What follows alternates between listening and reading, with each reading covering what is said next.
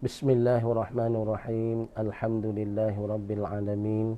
Wassalatu wassalamu ala asyrafil anbiya'i wal mursalin wa ala alihi wa sahbihi ajma'in. Qala rabbi shrah li sadri wa yassir li amri wahlul 'uqdatam min lisani yafqahu qawli. Allahumma ja'alna minal ma'zuni fit ta'bir wa ja'alhum minal ma'zuni fis sama'. Allahumma ja'al qulubana naqiyatan taqiyatan safiyah birahmatika ya arhamar rahimin.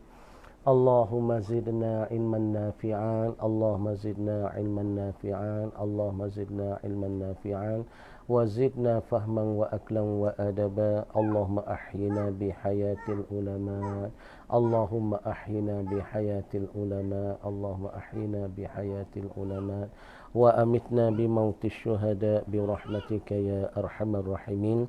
Assalamualaikum warahmatullahi taala wabarakatuh. Salam berhormat kepada ibu-ibu dan bapa yang dihormati, dan kepada saudara-saudari dan pula kepada peminat-peminat dan penonton-penonton sekaliannya pada petang yang berbahagia pada malam ini dan pada hari ini. Alhamdulillah kita boleh bersambung lagi sejarah ataupun cerita daripada tokoh ataupun ulama besar daripada Fatani. Jadi ulama besar yang pertama yang kita sudah bercakap dan kita sudah cerita ialah daripada Tok Syekh Daud Al-Fatani kita. Maka Tok Syekh Daud kita sudah cerita dah, dan kita sudah royak dah lebih kurang secara ringkas daripada ceritaannya dan pula daripada beritaannya dah, dengan bahasa besarnya perene dan pula kegiatan dan nasyatat bagi Tok Syekh Daud kita. Siapa boleh taburkan ilmu-ilmu beliau kepada tanah air kita hingga sampai sekarang, maka kita sambung pula kepada tokoh yang kedua, dikatakan Syekh Nikdi, ialah dikatakan cucu saudara bagi Tok Syekh Daud, cucu saudara kepada Syekh Daud kita, maka dia ni dikatakan anak akak bagi Syekh Daud kita, Al-Fatani. Jadi alhamdulillah, ibu-ibu bapa yang dihormati, jadi kita boleh dengar dah cerita-cerita bagi Tok Syekh Daud, dan kita mari kita royak dah tokoh yang kedua, dikatakan Syekh Nikdi. Jadi masalah Syekh Nikdi ni kalau kita kira mari orang yang dia sambung ataupun dia sambung, dia timbul dan cebokkan ilmu daripada Tok Syekh Daud sendiri, dan dia ni juga dia mengaji kepada Tok Syekh Daud, persahabatannya dia saat itu dengan Haji Wan Abdullah bin Wan Muhammad Amin, dia dikatakan sang rapik dua orang ni. Jadi alhamdulillah, jadi masalahnya Syekh Nikdi ni ulama Kelantan. Dari Kelantan pula Syekh Nikdi bertalian 3 pupu dengan Haji Wan Sulaiman bin Wan Usman. Jadi Wan Deramah, Wan Derame bin Wan Abu Bakar, Wan Ismail ibni Faqih Ali. Haji Wan Sulaiman ialah menatu Pak Wan Mahmud bin Cik Berahing, Menteri Besar Kelantan. Jadi kalau kita kira mari Syekh Nikdi kita ni, dia ada talian dia tu pergi kepada Kelantan. Makna kata di Kelantan sana tu ia adalah waris-waris dia. Talian pergi kepada Kelantan ialah kena kepada talian kepadanya bertalian 3 pupu. Dengan Syekh Nikdi ni ialah Syekh Haji Wan Sulaiman bin Wan Usman bin Daramah bin Darami. Maka Syekh Haji Wan Sulaiman ni, dia ni dikatakan orang panggil Menteri. Adapun Haji Wan Sulaiman ialah menatu Pak Wan Mahmud Cik Berahim, ialah Menteri Besar Kelantan. Dan bapa kepada Imam Haji ni Wan Daud, yang kemudian menjadi mufti kerajaan Kelantan pada zaman Sultan Mansur. Maknanya pada kerajaan pada zaman Sultan Mansur dan awal pemerintahan Sultan Muhammad keempat. Jadi nak ayat katanya, Syekh Nikdi ni adalah waris-waris dia saat itu, yang ada di kawasan Kelantan, ialah dikatakan Wan Sulaiman, lagi pula bin Usman. Dan makna kata 3 pupu dia tu duduk di Kelantan sana, maka Wan Sulaiman ni dikatakan dia ni menatu Pak Wan Mahmud. Wan Mahmud ni jadi menteri besar di Kelantan. Jadi alhamdulillah, jadi kita boleh dengarkan cerita-cerita ulama besar di Fatani ni dengan serengkahnya.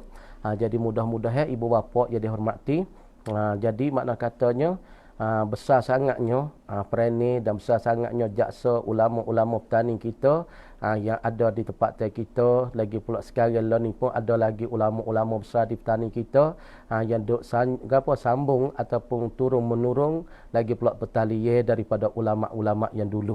Dah. Jadi pendek katanya Syekh Nidin ni berasal daripada rumbung keluarga ulama besar yang banyak bergiat di Fatani, Kelantan, Terengganu dan Mekah.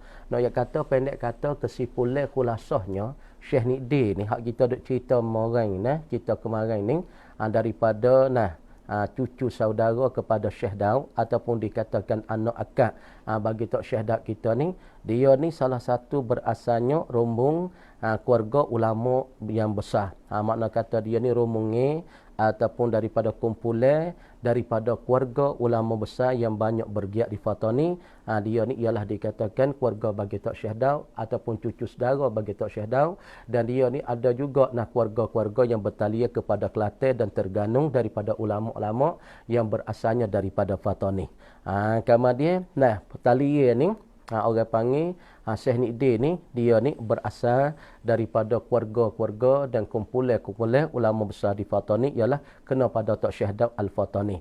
Ibu bapa yang dihormati, jadi pada hari ini apabila kita boleh dengar daripada kisah dan cerita ulama besar Fatani, jadi makna kata kita kena ada rasa lah, rasa sayang, rasa kasih, rasa gembira, rasa muju, rasa serenuk dengan tempat-tempat kita ni. Masih banyak lagi daripada ulama-ulama sekarang dan ulama-ulama di zaman dulu. Jadi tempat kita ni tidak putus. Cuba ibu bapa cuba fikir, di mana lagi di bumi Arab ataupun di bumi Melayu ada laginya semacam rumah kita pondok-pondok tak ada dah.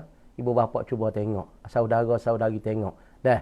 Jadi nak kata di kawasan semua di Nusantara ataupun di negeri-negeri Arab Pak Temua masa mengaji di Syam ataupun di Suriah ataupun di Makkah Al-Mukarramah ataupun di mana di Mesir. Tak ada dah orang panggil cara buka pondok mesin kita di hari ni. Rumah tok guru, balasah, patu pondok lingkungan keliling ni tak ada dah. Di mana-mana tempat pun tak ada dah sekarang. Di negeri Arab sendiri pun tak ada. Cumanya di negeri Arab lah ni kalau ada pun orang panggil talaki. Ngaji ke masjid, ngaji tok guru tu talaki. Orang panggil bermuka dengan tok guru, tak ada kita ada lagi. Tapi cara pondok mah kita pesing kata tu rumah tok guru dan ada balasah ataupun ada masjid, patu pondok likungkan rumah-rumah tok guru. Ini tak ada. Sebab itulah hamba dengar daripada satu guru nak kata pusaka dunia ataupun dikatakan meraduk laut. Ialah pondok macam moh kita di hari ni. Sedar tak ada dah. Cumanya ada di petani kita ya. Hak paling banyak sekali di petani kita. Sebab itulah di zaman dulu, di zaman 20 tahun, 30 tahun dulu, orang Malaysia mari ngaji di dalam masa tu amat duk dalam. Amat duk dalam saat itu. Jadi orang Malaysia tu yang mari tengok kok mana di petani ni banyak melahirkan, lagi pula menintajkan, mengeluarkan anak-anak murid tu jadi alim. Dia duk ngaji macam mana? Duk ngaji macam mana? Duk ngaji tani, ngaji pasal mana? Macam mana? Lagu dia pada masa tu zaman 2-30 tahun dulu, daripada rumbungnya daripada Malaysia mari 2-3-4 kata bah nak mai tengok cara mengaji petani ni lagu mana boleh intat, boleh menimbul, boleh menghasilkan anak-anak murid tu jadi guru, boleh buka pondok pula, orang panggil jadi pelapis pula, patah tumbuh hilang berganti. Maka orang Malaysia yang mari di dalam pada masa tu 4-5 kata bah tengok fok-fok kita duk ngaji. Kadang-kadang ngaji tah pondok, tok guru duk tah pondok, anak murid hafal sejadah buah pondok, duk tah moral sengit macam-macam. Lah ya kata ngaji macam ni ya, orang duk aling di petani duk boleh tubik ngajar di situ sini. Siapa pelajar Malaysia sendiri kalau tak main ngaji petani tak jadi bisa, tak jadi masing. Setara ni orang di petani mengaji. Ni nak kata masalah pengajian ni bukan perlu kepada tempat yang comel. Bukan perlu kepada muskolah yang besar, bukan perlu kepada masalah kata bina yang comel, bina yang indah-indah, bukan.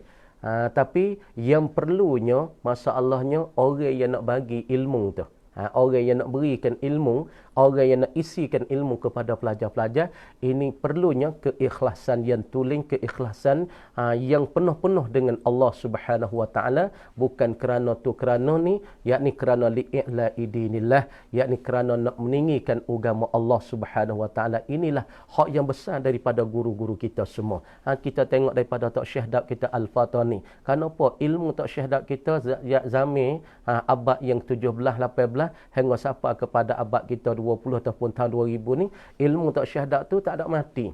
Ilmu Tok Syekh Daud tu duk bersambung-sambung. Lagi pula duk sapa kepada tempat kita. Lagi pula kita boleh mengajikan kitab Tok Syekh Daud. Ini nak kata keikhlasan bagi guru-guru dan ulama-ulama besar di tempat kita. Mereka tabuhkan benih yang berjaksa, benih yang gapo, benih yang suci, benih yang murni, yang bersih. Sebab itulah benih ni tak akan mati.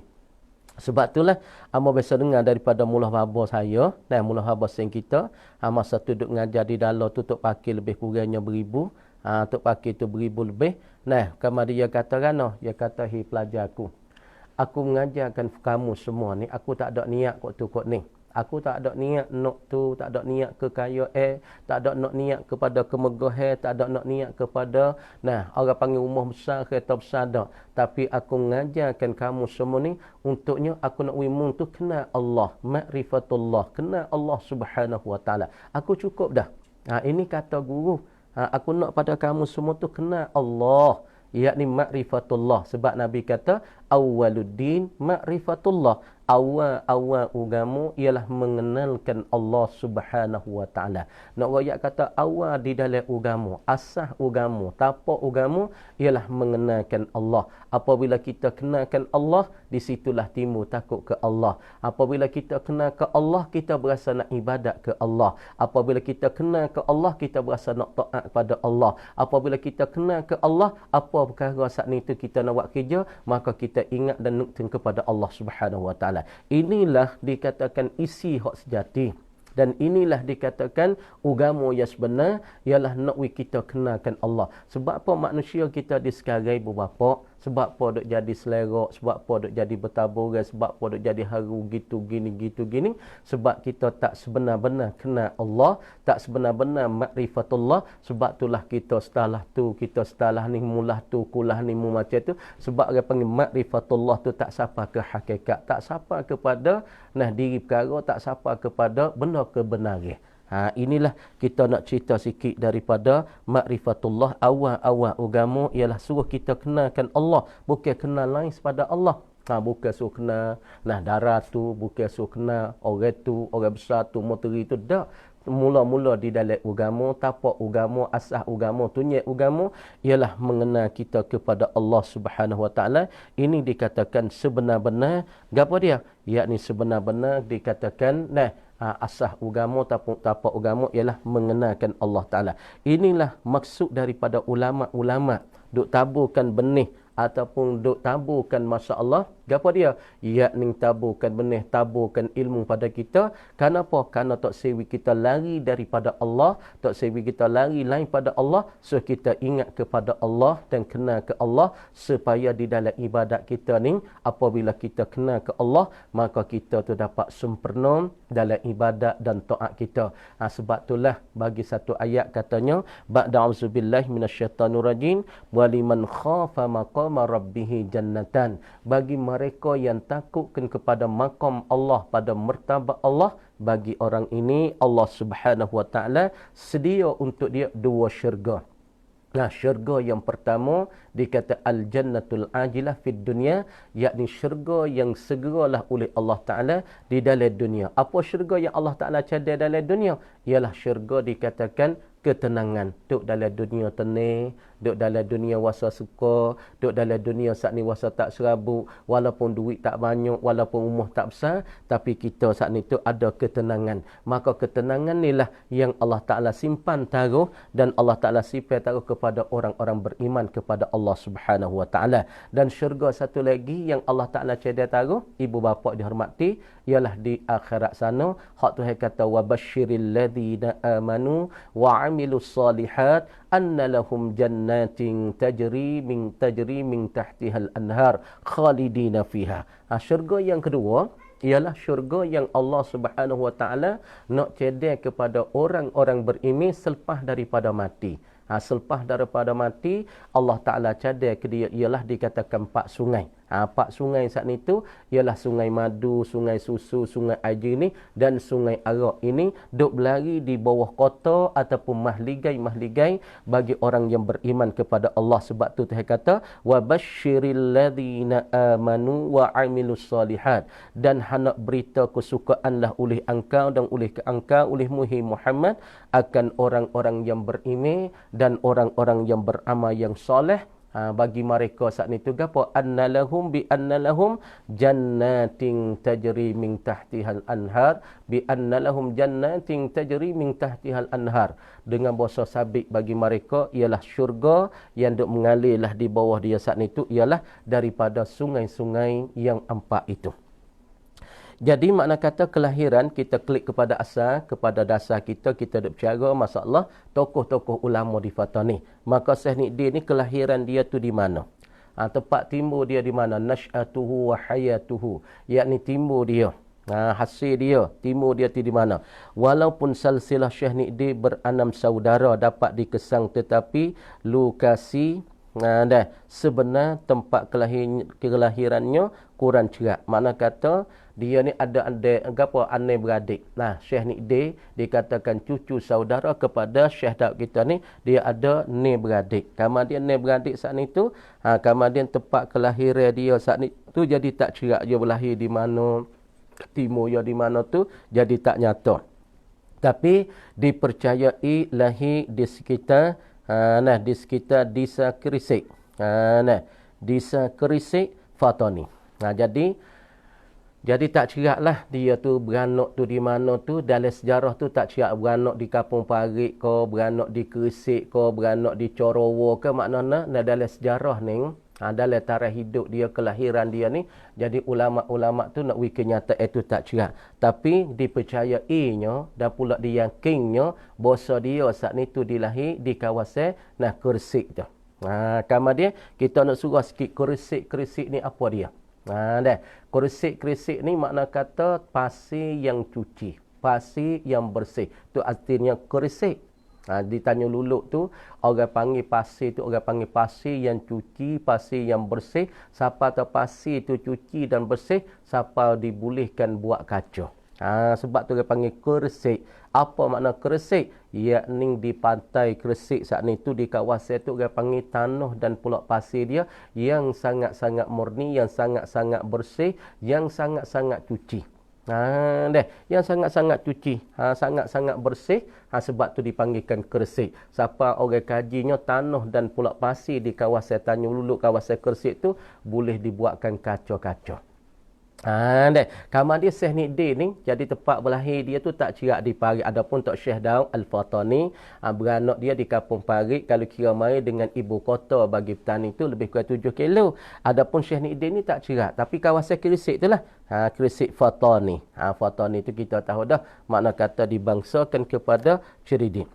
Tarikh kelahirannya juga tidak pasti. Tak ada pastilah. Tak ada pasti kelahiran dia tu bila-bila tu. Jadi mana ulama tak cerak. Bagaimanapun ada yang mengata bahawa usianya lebih tua sekali. Balik antara 12 hingga 15 tahun hijrah. Makna kata, jadi makna usia tu lebih tua. Lebih tu sekali balik antara 12-15 hijrah, tahun hijrah daripada Umar Syekh Nikmat. Jadi kalau kira mari dia tu makna kata lebih tua, makna kata dia tu beranak antara 12 hijrah ataupun 15 hijrah. 15 hijrah, tahun hijrah saat itu 12 hingga pada 15 tahun hijrah daripada Umar Syekh Nikmat. Kecil. Sepupunya, makna kata dia tu lebih tua lah. Kalau dengan Syekh Nikmat tu, Nikmat kecil tu makna dia tu terlebih tua. Oleh kerana sepupunya itu lahir pada tahun 1290 hijrah, 1844. Maka adalah diagak bahawa tahun kelahiran Syekh Nidin ni ialah kira dalam tahun 1240 45. Makna dia tu terlebih tua daripada Syekh Nikmat kecil tu saat ni tu 15 tahun. Kerana dia beranak tahun 1240 ni. Adapun Syekh Nikmat tu lahir dia saat ni tu tahun 1290. Nah, bersamaan tipu antara 3 Juli 1829. Nah, secara mudahnya lahir sekitar tahun 1829, mungkin terawal beberapa tahun ataupun terkamar dia sedikit. Dah. Pendeknya dan simpulannya, dipaham semasa kecil beliau belajar dengan bapaknya sendiri. Syekh Nidin ni, pendek katanya pada masa dia budak-budak, masa dia kecil-kecil, masa dia halus tu, dia duk mengaji di mana? Yakni dia duk mengaji kepada orang tua dia sendiri, ngaji kepada bapak dia sendiri. Syekh Nidin ni. Dipaham pendek katanya, masa dia budak, masa dia kecil, maka dia tu sedang belajar ataupun ngaji kepada bapak dia sendiri, ayah dia sendiri. Juga dengan datuk sebelah ibunya. Datuk sebelah balik ibu, nenek dia ataupun datuk sebelah ibunya ialah nama Syekh Idris. Nama Syekh Idris. Makna masa dia budak yang ngaji kepada orang tua dia sendiri. Kalau kita tengok kepada tok dalau kita, maka masa dia budak-budak pun dia ngaji ke ayah dia di bidang. Supaya inilah Syekh Nidin ni masa dia kecil-kecil pun dia ngaji kepada orang tua dia sendiri. Sudah menjadi rakaman sejarah usia Tenggara bahawa pergolakan siasah musuh Fatani yang berlawan telah memaksa ramai anak Fatani berhijrah. Dengan sebab musuh Fatani ketika tu orang panggil bergolak-golak, siapa orang panggil jadi tekanan kepada orang-orang petani kita kena berhijrah, lagi pula kena berpindah daripada petani. Sama ada ke tanah Melayu, ke Pulau Jawa dan daerah-daerah Nusantara yang lain. Sebab itulah dengan sebab bergolak daripada musuh-musuh yang duk serahkan Fatani pada masa tu, maka sebab itulah orang petani teramai pada masa tu kena hijrah pergi kepada tanah Melayu, kepada Pulau Jawa ataupun kepada Nusantara. Juga ke tanah suci Mekah setengah tu berpindah pergi kepada tanah Mekah Al-Mukarramah. Termasuk keluarga Syekh Nidin yang berundur ke Pulau Duyung Kecil Terengganu. Sebab itulah keluarga-keluarga bagi Tok Syekh Nidin ni kena mundur diri pergi kepada kampung Duyung, Pulau Duyung kecil yang ada di Terengganu. Sebab itulah ke Mekah setelah berada Terengganu beberapa lama, akhirnya beliau naik ke Mekah. Apabila keluarga dia saat ni berpindah dengan sebab bergolak-golak daripada musuh-musuh, maka dia saat ni tu berpindah dan hijrah hidup pada Terengganu. Maka selepas pada tu dia saat ni tu pergi naik ke Mekah. Naik duk Mekah. Tetapi cara pergian saat ni tu kurang jelas. Cara dia pergi tu nak kapal layar ke kapal gapo saat ni tu tak jelas mana. Sebab tu di zaman dulu orang kita nak pergi ke Mekah saat ni tu, Makkahul Mukarramah masa 30 tahun dulu, dia nak kapal air. Nak kapal air di mana? Ialah nak kapal air di menara. Nak kapal air di menara saat ni tu. Jadi makna kata kadang-kadang pakai masanya 15 hari, kadang-kadang pakai masa sebulan. Kadang-kadang di atas kapal layar saat ni tu adalah 3 lapis. Atas tu atas sub 3 lapis. Lapis yang ke atas ada masjid, lagi di bawah tu tempat duduk, di bawah lagi tempat tahu barang daripada lembu apa saja. Seekor sehari kena mulai lembu. Kerana orang di zaman tu, orang panggil nak pergi ke Mekah tu sangat-sangat payah ataupun sangat-sangat susah dengan kapal layar. Dah kapal orang panggil kena naik di menara. Nak di menara saat ni tu gimmick di menara lah. Kalau masya-Allah kita saat ni tu nak Mekah, orang tua kita nak Mekah dulu. Sama ada bersama orang tuanya ataupun menyertai rombongan Syekh Daud yang pernah datang ke Kuala Terengganu. Kata setengah nak dengan orang tua dia ke Syekh Nidin ataupun sekali dengan Tok Syekh Daud, rombongan Syekh Daud yang pernah datang ke Kuala Terengganu. Syekh Daud ni ada kata setengah dia pernah turun mari ke Kuala ke Kuala Terengganu. Di kota Mekah beliau berguru dengan Syekh Daud bin Abdullah Al-Fatani. Ayat kata Syekh Nidin ni, jadi masa dia duduk kota Mekah, mula-mula dia duduk di petani, maka hijrah dia pergi pada Terengganu dengan sebab bergolak musuhnya. Maka lari hidup pada Terengganu, kemudian naik ke Mekah. Kata setengah nak dengan orang tua dia, kata setengah nak dengan rombongan bagi Tok Syekh Daud. Kerana Tok Syekh Daud kita tu dikatakan apa? Ialah dikatakan Tok Syekh Haji ataupun orang yang duk buat rombongan haji, orang yang duk bicarakan ahwal-ahwal orang haji. Kemudian di kota Mekah saat itu beliau berguru dengan Syekh Daud. Syekh Daud bin Abdullah Al-Fatani, Ibni Abdullah Al-Fatani. Maka Syekh ni ngaji dengan Tok Syekh Daud sendiri. Ngaji dengan Tok Syekh Daud. Dan pula Syekh Muhammad bin Sulaiman bin Hasbillah Al-Makki. Ngaji kepada Tok Syekh Muhammad bin Sulaiman bin Hasbillah Al-Makki. Dan pula yang ngaji Syekh Muhammad Haqi An-Nazili dan Syekh Ahmad bin As'ad Ad-Dahan dan pula ramai lagi. Ni Tok Guru hak yang dinyata-nyata, Tok Guru hak yang jelas-jelas bagi Tok Syekh Nikdi ialah pertama sekali yang ngaji kepada Syekh Daud kita sendiri Al-Fatani dan kepada Syekh Muhammad bin Sulaiman dan pula Syekh Muhammad bin Haqi An-Nazili dan Syekh Ahmad bin As'ad Ad-Dahan dan ramai lagi. Syekh Sayyid Muhammad Amin bin Sayyid Ahmad bin Sayyid Ridwan Al-Madani, seorang guru kenamaan di kota Madinah, itu pun termasuk salah seorang guru di dempingannya. Jadi nak ayat kata guru yang ngaji Mekah Syekh Daud dan pula Syekh Muhammad Sulaiman dan Syekh Muhammad Haqi dan Syekh Muhammad As'ad, hak ni tok guru dia di Mekah. Adapun tok guru dia di Madinah ialah bernamanya Syekh Sayyid Muhammad Amin bin Sayyid Ahmad bin Sayyid Ridwan Al-Madani. Ini orang panggil tok guru yang ada kenama yang ada di Madinah. Jadi kalau kita dengarkan kisah-kisah ulama besar ni, nak yak kata banyak miknah masa tu di tanah Mekah dan di tanah Hijaz sebagai ilmu-ilmu mereka yang klik sebar ke tempat-tempat kita saat ni tu, boleh kita sampai sekarang duk belajar dan duk mengaji, dan ilmu-ilmu mereka cebok daripada tanah Hijaz ialah di Makkah Al-Mukarramah dan pula di Madinah Al-Madinatul Munawwarah. Syekh ni dia akhirnya dapat menguasai pelambanggai ilmu. Dia tu dapat gapo orang panggil dapat menguasai masalah ilmu-ilmu dia apabila dia ngaji pada Tok Syekh Daud, daripada Tok Guru Muhammad Sulaiman saat ni tu, daripada Muhammad bin Sulaiman dan kepada Tok Guru Ahmad bin As'ad saat ni, dia boleh dapat menguasai pelambanggai ilmu syariah.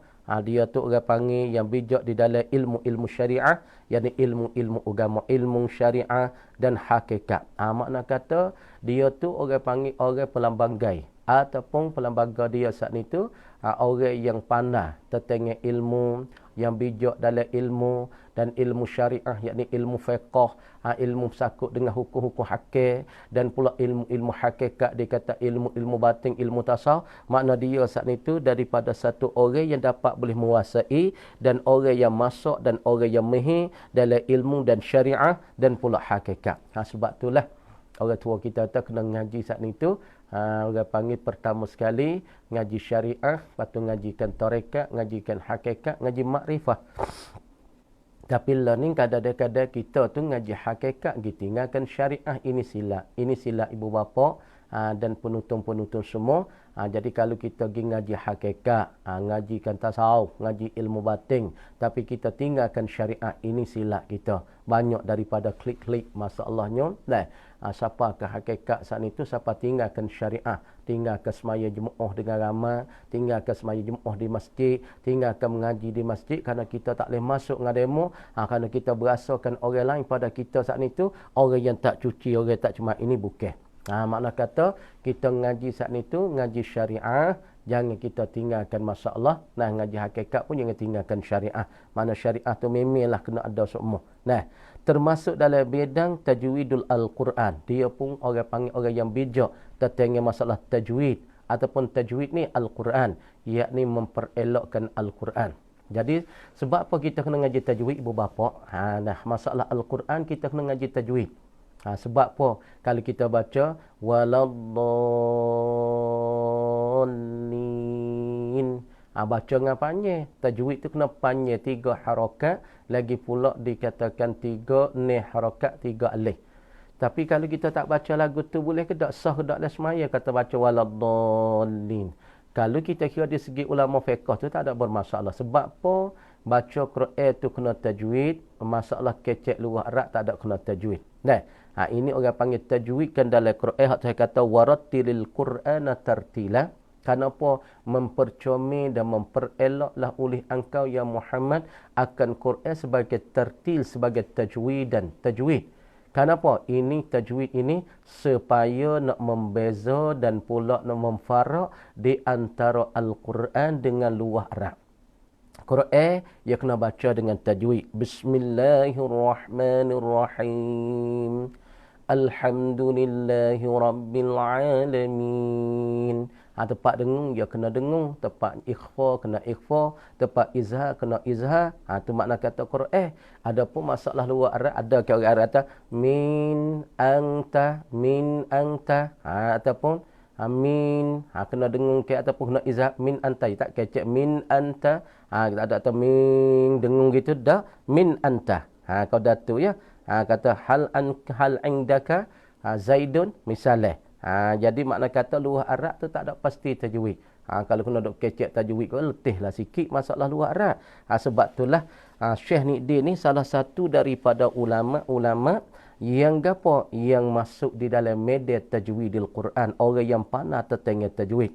Mursyid dalam tarekat Syatariyah. Dan dia ni satu guru yang mursyid di dalam tarekat. Tarekat Nasyatariyah. Kalau dia buat tarekat ni, amo nak masuk sikit. Nak royak sikit, nak beri kenyataan kepada ibu-ibu dan bapa dan semua pendengar-pendengar. Jadi, banyak hak mari jumpa ngamo baru ni, hak terimakan tarekat salah. Dan mari belum pada puasa baru ni lah. Satu keluarga tu, dan kita tak seroyak lah. Orang mana-mana, mari jumpa ngamo, dia kata dia saat ni tu, berasa silap sangat-sangat. Sebab apa? Sebab dia timur tarekat salah. Kenapa boleh kata salah? Dia kata, dia biasa ngaji kau tak yasu pamaceh. Biasa ngaji tak yasu cengah. Tapi makna kata duk buat tarekat ni, duk bawa tarekat ni, berasa jauh daripada syariat. Kau tinggalkan syariat. Kau tinggalkan syariat. Hai, saya berasa tak boleh kira apa. Dia kata, saya berasa satu hari berasa kau susah, satu hari kau tinggal syariah, dan satu hari keluarga saya pun jadi kau kelai kabut, jadi kau jadi panas, jadi kau selerak tabak.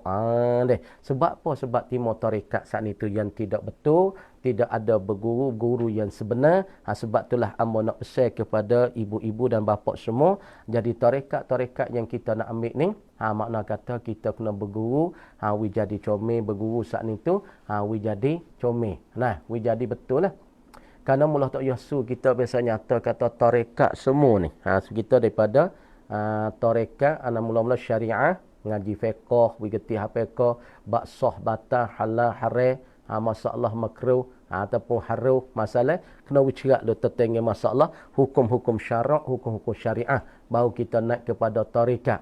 Kemudian tarekat hak tak yasu biasa nyatanya, tarekat ni dia adanya berapa semua?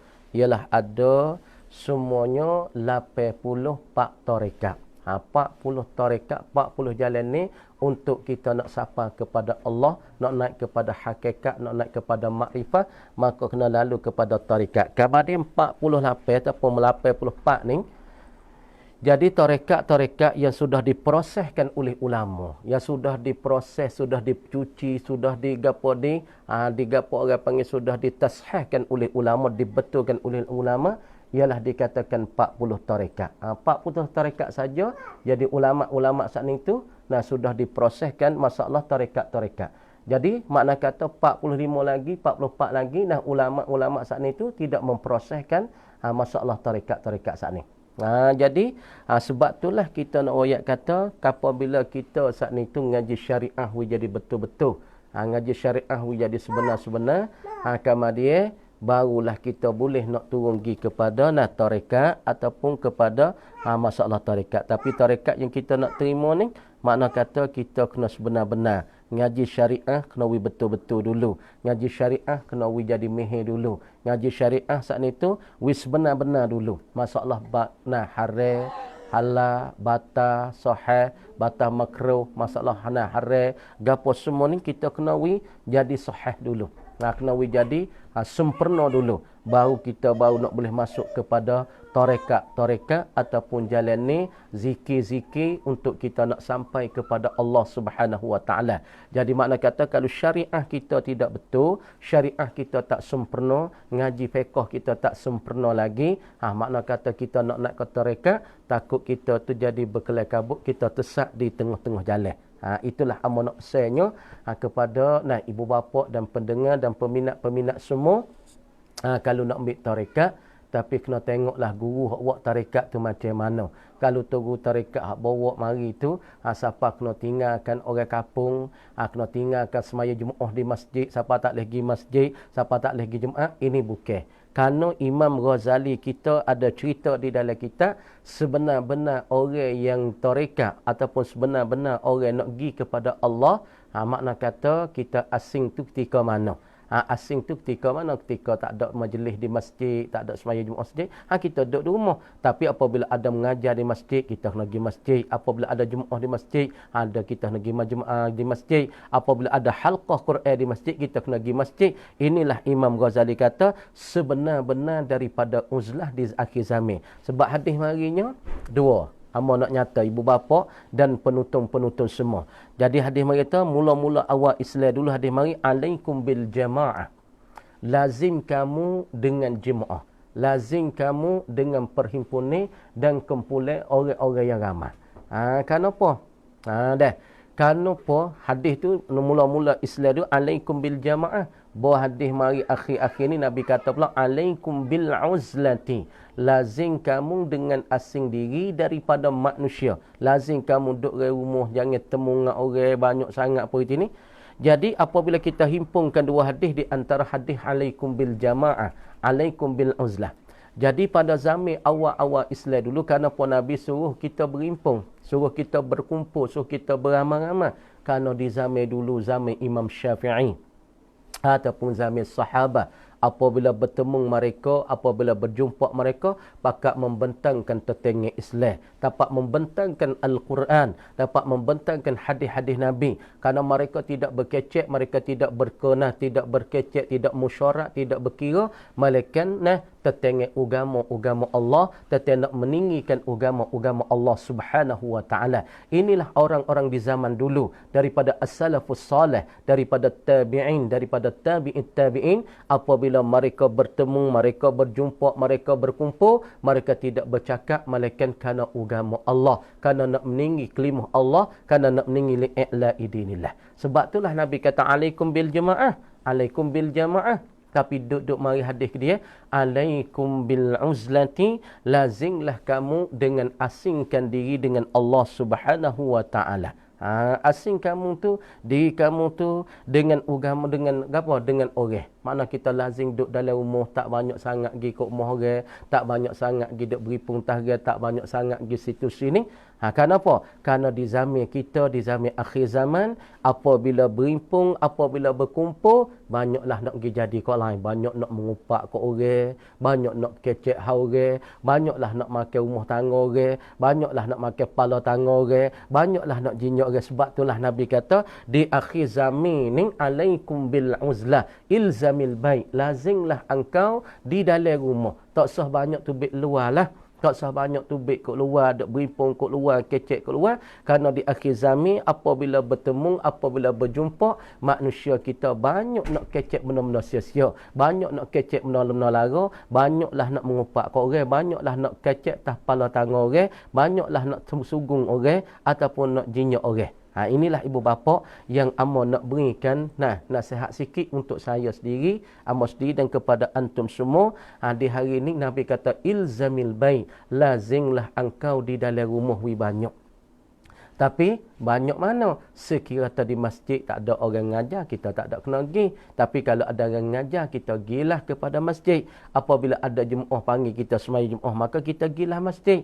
Kalau masjid ada buat perhimpunan tetangga, masya-Allah kita kakak ibu dan kakak bapa apa itu ni, kita pergi masjid. Kalau ada halqatul Quran, halqah Quran, kita pergilah masjid. Makna asing kita kalau tidak ada berfaedah di masjid, di tempat-tempat surau apa ini, kita tak usah pergi. Karena Nabi kata alaikum bil uzlah, lazimlah engkau di dalam rumah, asinglah diri kamu dalam rumah. Sebab itulah nak ayatnya nak ambil tarekat, nak ambilkan jalan-jalan ni untuk nak sampai kepada Allah. Apa tarekat? Yakni satu jalan yang untuk kita nak menjalani, nak sampai kepada Allah dengan zikir-zikir yang kita terima. Nak buat lagu mana hati kita duk Allah, Allah, Allah, Allah, ataupun hati kita duk la ilaha illallah, hati kita duk mengingat. Ni tujuan tarekat hak sungguti. Tapi tarekat sungguti kita saat itu jadi asing daripada orang amal. asing daripada orang ramai, asing daripada masjid, ini bukan. Ini bukan. Ini tak sebenar dan ini tak betul. Hak yang betulnya, mana kata kita saat ni tu, dah kena. Nah, boleh masuk dengan orang ramai lah. Boleh duduk dengan orang ramai. Satu ketika, bukan semua. Satu ketika di masjid ada buat majlis, kita pergilah masjid. Di masjid ada jemaah, kita pergilah masjid. Ada halaqah Quran, kita pergi. Tapi kalau tak ada masalah majlis tu nak beri puntah pala geratah tu, kita tak sah. Kenapa? Di sekarang ni, ialah membawa kepada fitnah-fitnah tu yang amat-amat banyak. Sebab itulah ibu bapa kita nak timur tarekat. Tarekat ni satu jalan. Faham molek? Satu jalan yang untuk kita nak sampai kepada Allah dengan tarekah kita gapo Naqsyabandiyah, Ahmadiyah, Qadiriyah ataupun Hizbul Bahri, Hizbun Nasri, Imam Nawawi, semua ni orang panggil satu tarekat yang untuk nak membawakan kita sampai kepada Allah, nak hati kita tenang dengan Allah, nak doa Allah semua. Dah. Pendek katanya kealimannya setaraf dengan tokoh-tokoh ulama besar yang ada di Mekah dan Madinah pada zamannya. Nak ayat kata tak Syekh ni dia ni tokoh dianya, besar dia ni, kemah dianya, hebat dianya, kealiman dia tu setaraf, yakni sepengkat dengan tokoh-tokoh ulama besar yang ada di Mekah. Mana tahu ulama-ulama yang ada di Mekah di zaman itu, maka dia tu setarah ya, ataupun sebaya, sepengkat dengan ulama-ulama besar yang ada di Mekah dan di Madinah pada zaman dia. Ulama zaman dia ni, zaman Syekh Nidin ni, ulama sezaman dia, semasa dia fi asri ni, Syekh Nidin hidup zaman dengan tokoh ulama Jawi yang berikut. Syekh Nidin kita, dia duduk di Makkahul Mukarramah, sebab kita ayat dah dia tempat kelahiran tak nyata sangat. Ulama tak ada kenyataan kata dia tu beranak di Parit ke di mana, tapi cerak-ceraknya di kawasan Gresik. Maka lepas pada tu dia berpindah hijrah keluarga dia pergi kepada Terengganu, lepas tu naik kepada Mekah. Kemudian ulama-ulama petani kita duduk sekali dengan dia, di zaman dia, yang pertama Syekh Wan Muhammad Zain bin Wan Mustafa Al-Fatani. Orang yang dia sezame bagi Syekh Nidin ni ialah kena pada Syekh Ahmad kita. Tu Syekh Wan Muhammad ialah Syekh Wan Muhammad Zain. Ialah bin Wan Mustafa.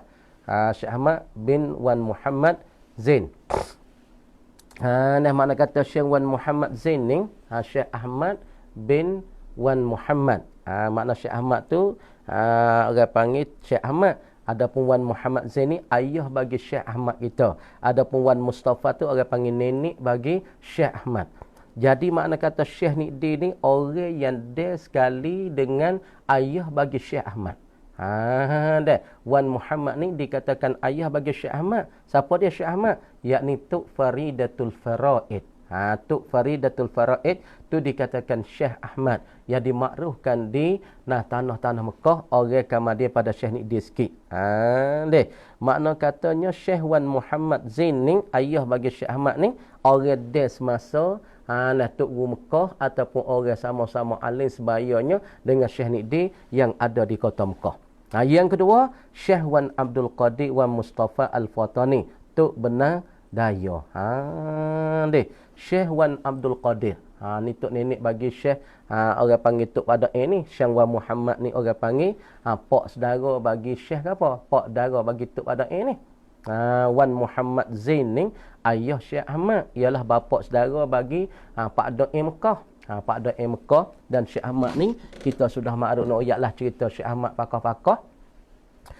Syekh Ahmad ni satu ketika nak ayat kata alimnya, buhurul ilmi dia, orang yang dikatakan laut-laut ilmu.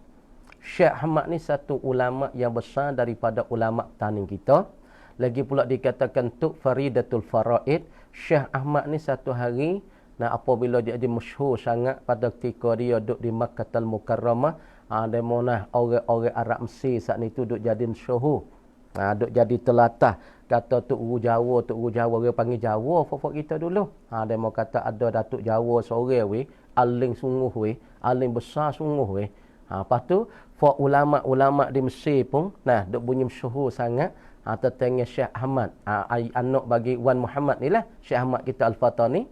Kemudian apabila fok ulama Mesir, fok ulama Azhar tu terdengar kata ada daripada Syekh Jawa, Syekh Jawi sore ni, orang yang alim, alim besar sangat, maka fok nah Mesir, sani ulama Mesir pun tulis risalah, tuliskan surat hatta mari ke Mekah, mintakan Syekh Ahmad pergi ke Mesir. Pergi ke Mesir ni kita ayat sejarah dengan secara ringkas.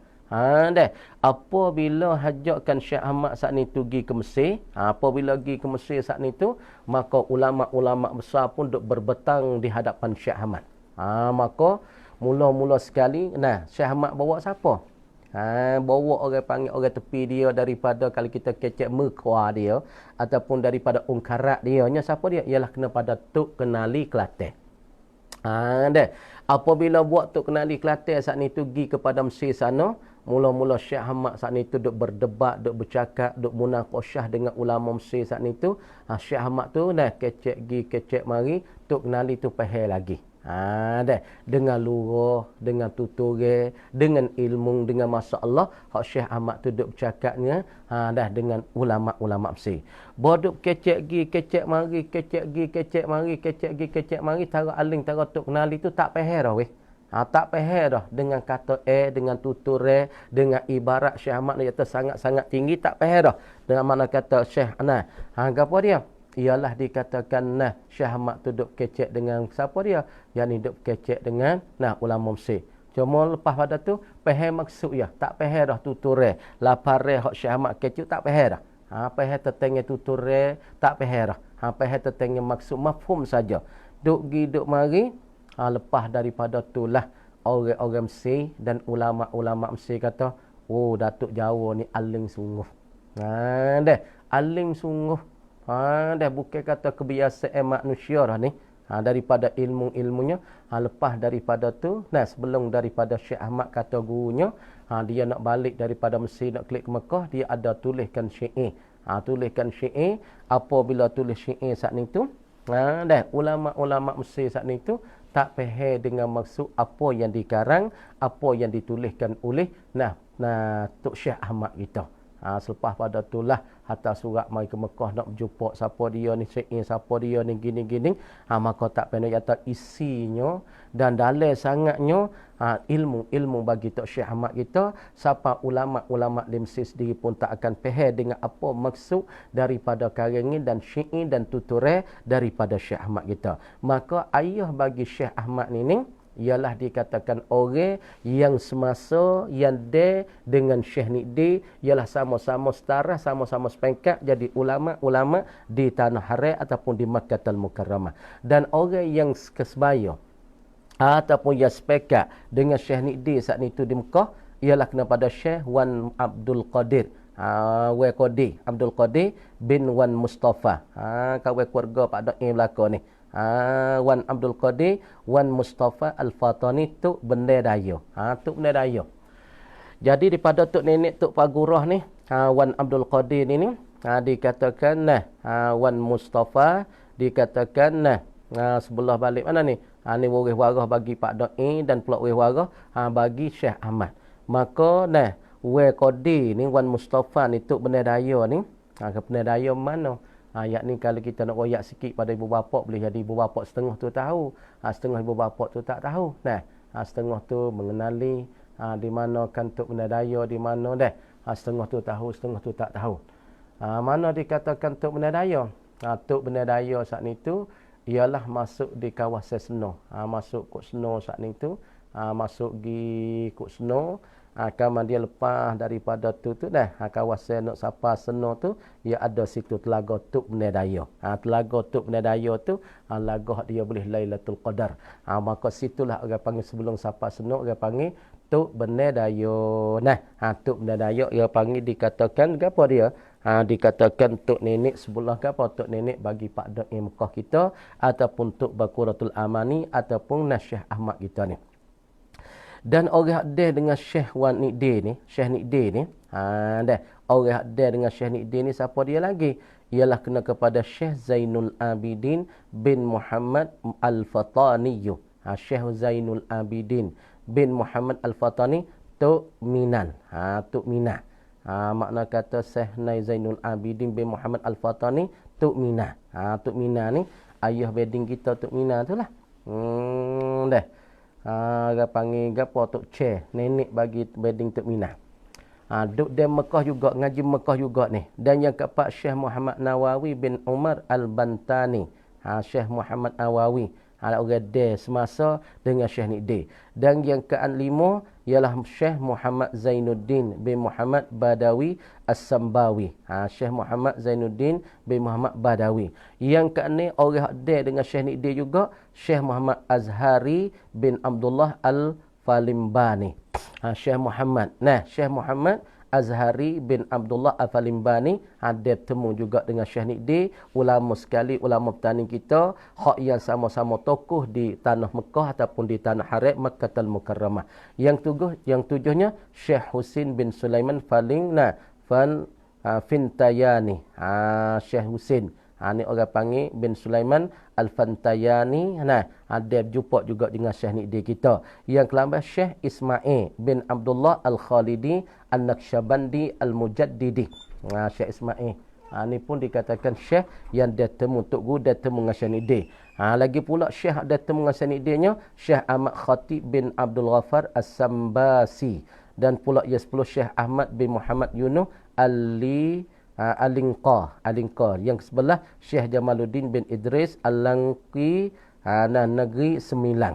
Dan yang kedua belah Syekh Muhammad Tayyib bin Mas'ud Al-Banjari Kedah. Ni dikatakan dua belah orang ni tok guru yang tokoh-tokoh yang ada di tanah Mekah ataupun di tanah Hijaz, hak dia sekali dengan Syekh Niddi kita. Dia dengan Syekh Niddi, dah dengan Syekh Niddi. Dah dengan Syekh Niddi, orang sebaya, orang setara, orang yang dia semasa sekali di tanah Haram Mekah, maka sama-sama ulama-ulama besar dan tokoh-tokoh dan jadi tunye-tunye ulama-ulama yang besar di tanah Mekah, tapi berasalnya daripada Al-Fatani, berasal daripada tanah air kita petani. Juga antara lain seangkatan dengan barisan ulama Kelantan yang berikut. Hak sani kita keceknya Syekh Niddi, 12 orang daripada ulama-ulama petani yang setarah, yang sepekat dengan dia. Dan juga ada juga ulama-ulama Kelantan yang duduk di tanah Mekah saat itu yang setara, yang sebaya, yang sepekat dia. Yang pertama Tuan Padang Haji Ahmad, Tuan Tabal Haji Abdul Samad, 3 Tuan Pekalang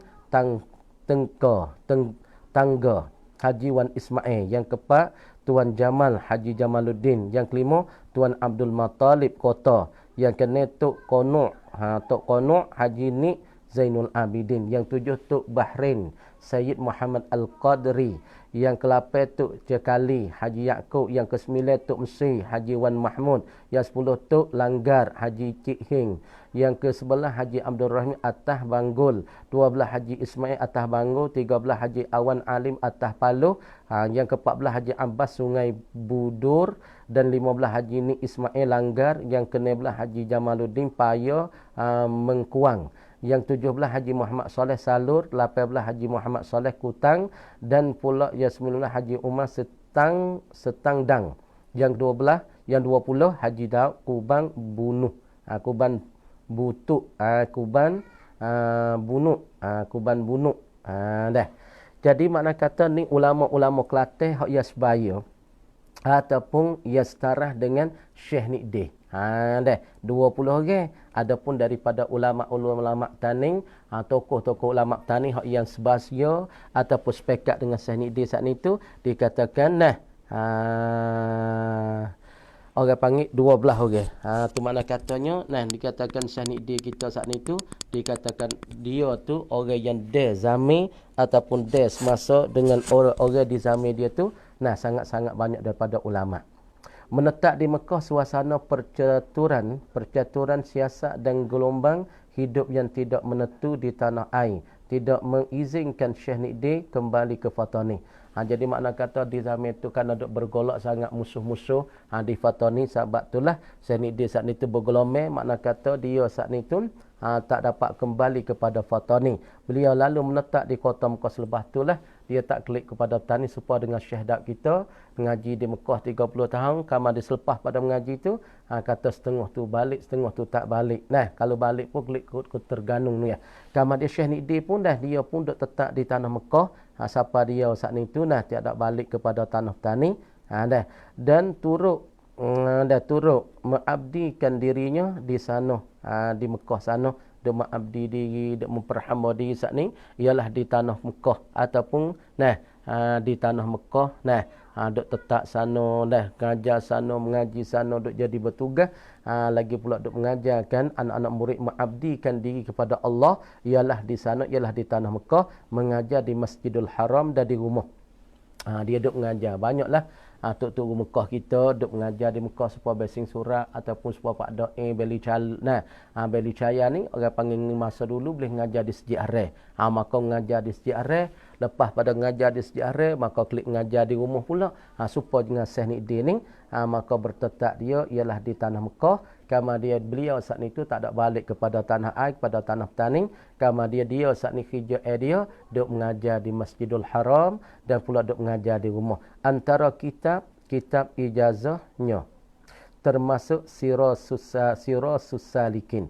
Masuk kitab dia ijazahnya kitab Sirasus Salikin karan Syekh Abdul Samad Palimbani. Makna kata kitab yang dia ijazah dapat kelulusan daripada Tok Guru ialah Tok Guru Syekh Abdul Samad Palimbani, ialah Sirah apa? Sairus Salikin. Jalan ni bagi orang-orang yang nak berjalan kepada Allah Subhanahu Wa Taala, maka kitab ni dia ada ijazah daripada Tok Guru yang bernama Syekh Abdul Samad Palimbani. Dan Tajul Urus, Tajul Urus karangan Syekh Tajuddin bin Athaillah Sakandari.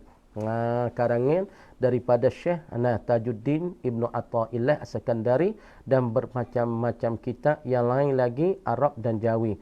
Hak dia saat itu sudah menerima ijazah daripada tok gurunya. Dan kebetulan ibu bapa yang dihormati, pada petang yang berbahagia ini, saya pun boleh royak sikit sebanyak daripada sejarah-sejarah ulama-ulama, supayanya kita isikanlah sejarah dan kisah-kisah ulama, supaya kita dapat boleh mengerti dan kita dapat boleh ambil iktibar, ambil buat fikir untuk kita sendiri dan untuk anak-anak kita, kerana ulama-ulama ni kerja beliau dan kerja mereka saat ni tidak lain tidak bukan ialah untuk nak meninggikan agama Allah, untuk nak meninggikan kalimatullah ataupun i'la'i dinillah. Inilah kerja-kerja ulama, tak kira di mana, tak kira di tempat kita, tanah air kita, di petani ataupun di Mekah ataupun di Mesir ataupun di mana. Sebab itulah dikatakan kerja-kerja ulama ni tidak lain tidak bukan ialah untuk nak mentaburkan ilmu-ilmu Allah di mana-mana tempat. Sebab tu ulama tu dia tak ada kira dia mati di mana saja. Kita tengok as-sahabah ridwanullahu alaihim, sahabat tak ada mati setempat, bukan mati Madinah saja, bukan mati di Makkahul Mukarramah saja. Sahabat ni ada seluruh tempat, ada di Mesir, ada di Yaman, ada di Suria, ada di Syam, ada di Iraq, ada di di Dakistan, ada di Uzbekistan, ada bermacam-macam tempat. Di China pun ada sahabat tu sedang mati kerana beliau dan mereka tidak berpenting tentang kehidupan mereka. Adapun kehidupan mereka saat itu tak mewah, tak berjaya, tak besar sangat, tak kaya. Asalnya mereka saat itu boleh gerbankan agama Allah, boleh sebarkan agama Allah. Mereka pun cukup dah tentang kehidupan mereka. Sebab itulah ulama-ulama yang besar dan tokoh-tokoh ulama besar petani kita yang pertama daripada Syekh Syekh Daud kita Al-Fatani, dan yang kedua daripada Syekh Nidi ialah dikatakan cucu saudara kepada Syekh Daud, ataupun dikatakan anak akak bagi Syekh Daud, kerana Syekh Daud kita tidak ada beristeri dan tidak ada anak, maka dia ambilkan Syekh Nidi ni sebagai jadi anak akak dia. Alhamdulillah ibu bapa yang dihormati dan disayangi semua, dan penonton-penonton yang kita boleh kecek sikit sebanyak pada setiap petang. Mudah-mudahan Allah Ta'ala berkat kepada amba sendiri dan kepada antum, dan minta Allah Ta'ala selamatkan kita daripada bala-bala, daripada bala Covid dan bala Corona, dan lagi pula minta Allah Ta'ala selamatlah di tempat-tempat kita, minta jauh daripada bala petaka, daripada benda-benda yang tidak baik terhadap kita dan keluarga kita dan masyarakat kita semua. Marilah kita sama-sama akadkan tangan berdoa dengan Allah Subhanahu Wa Ta'ala, kerana di zaman ni tak ada dah, tak lain tak bukan, tidak adalah yang menolong kita malaikat Allah, yang membantu kita tidak ada malaikat Allah, yang nusrah pada kita malaikat Allah. Sebab tu Tuhan kata in tansurullah hayansurkum wa yusabbit aqdamakum. Jika kamu tolongkan Allah, insya-Allah Allah Taala akan tolongkan kamu. Tapi kalau kamu tak tolongkan agama Allah, kamu tidak ditolongkan oleh Allah. Sebab itulah ibu bapa yang kamu nak berikan peringatan di hari ini, apa dah kita tolongkan Allah, apa kita tolong agama Allah. Tengok ulama-ulama besar daripada tokoh-tokoh fatani, semua mereka tolongkan agama Allah, mereka bantu agama Allah, mereka meninggikan agama Allah. Sebab tu mereka ditolongkan oleh Allah Subhanahu Wa Taala. Tapi kita di hari ini ibu bapa, kita tolong gapo atik agama Allah. Ada tolong kah tetangga pondok, ada tolong kah tetangga masjid, ada tolong tetangga pelajar-pelajar agama. Sebab Nabi SAW katanya, kun aliman au muta'alliman au mustami'an wala takun rabi'an fatahlik. Nabi kata, jadilah engkau orang yang orang yang alim. Kalau engkau tak jadi orang alim, engkau jadilah orang mengajar, orang mengaji. Kalau engkau tak jadi orang belajar, engkau jadilah orang berdengar. Dengar seminggu sekali, dengar seminggu 2 kali, ataupun seminggu 2 kali, seminggu 3 kali, ikutlah. Wala takun rabi'an. Nabi kata mu jangan jadilah gulungan yang kepak, ngaji pudak, belajar pudak, tak salah. Fatahlik, kalau mu jadi orang gulung kepak, fatahlik, maka binasalah engkau. Itulah ibu bapa yang penting. InsyaAllah sama-sama kita bersyukur kepada Allah, berdoalah, memohon kita pada Allah, mudah-mudahan Allah Ta'ala bagi keberkatan dalam hidup kita dengan kata wabillahi taufiq wal hidayah. Assalamualaikum warahmatullahi ta'ala wabarakatuh.